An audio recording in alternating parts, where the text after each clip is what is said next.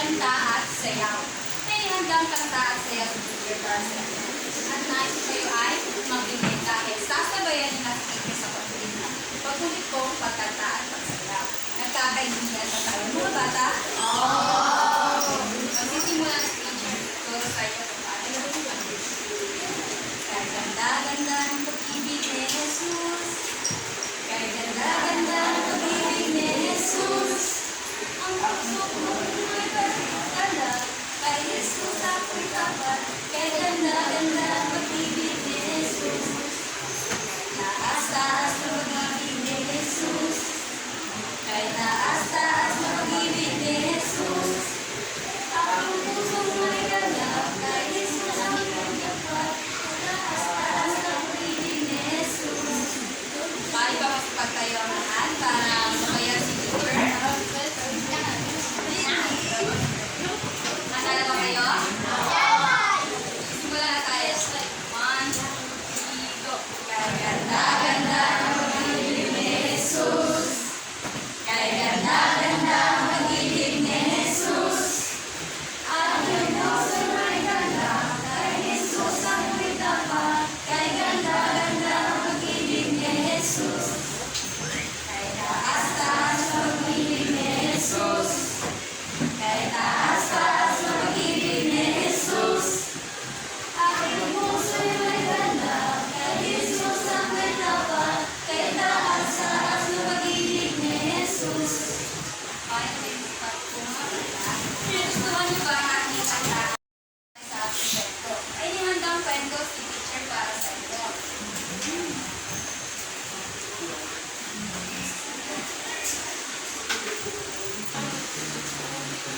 Ngayon mga bata, may inihandang kwento si Teacher sa inyo. At ang pamagat ng ating kwento ay ang munting mga bata at si Jesus. Ano nga muli ang pamagat ng ating kwento? Ang munting mga bata at si Jesus.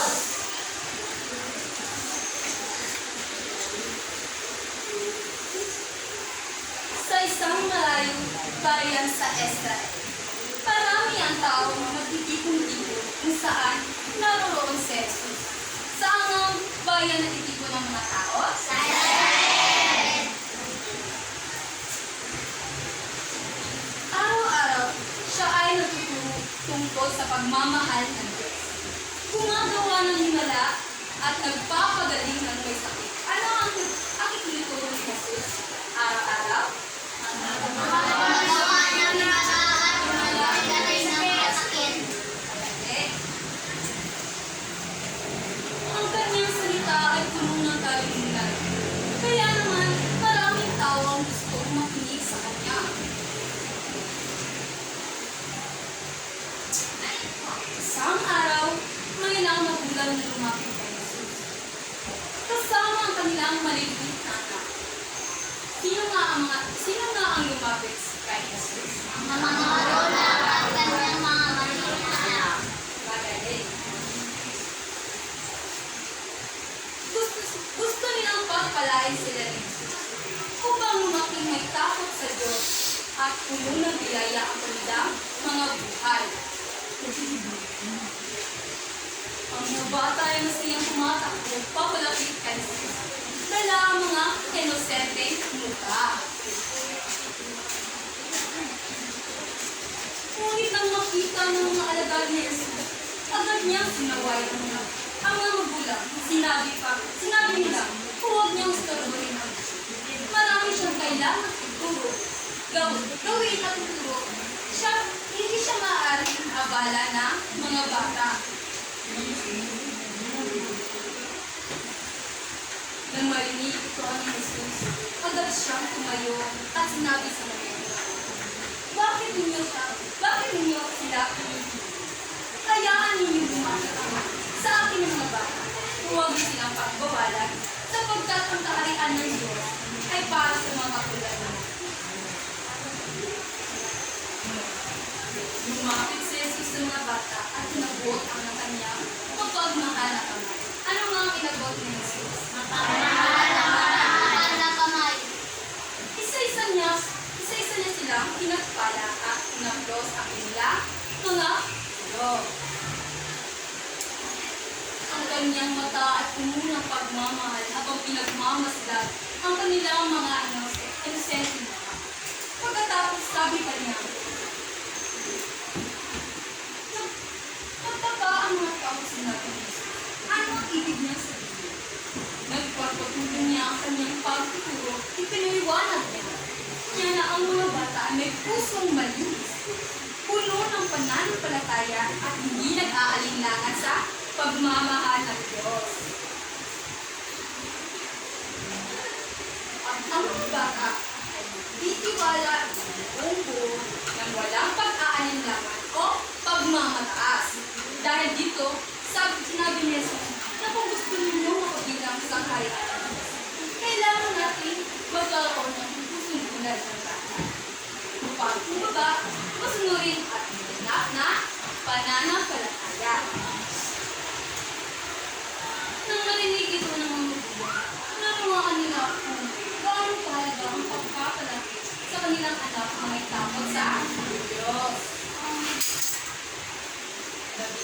Naging masaya sila dahil sa alam nila na seso na kanilang mga anak ay hindi itinakwil, kundi tinanggap ng may pagmamahal. Mula noon, naging halimbawa ang pangyayari ito sa lahat, hindi lamang sa mga matatanda, kundi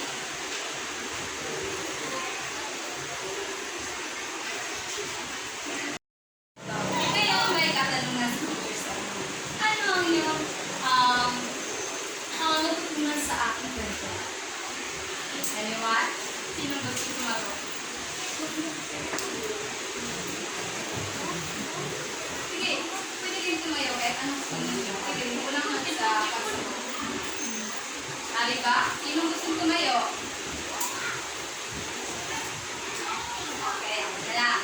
Laging tandaan mga bata.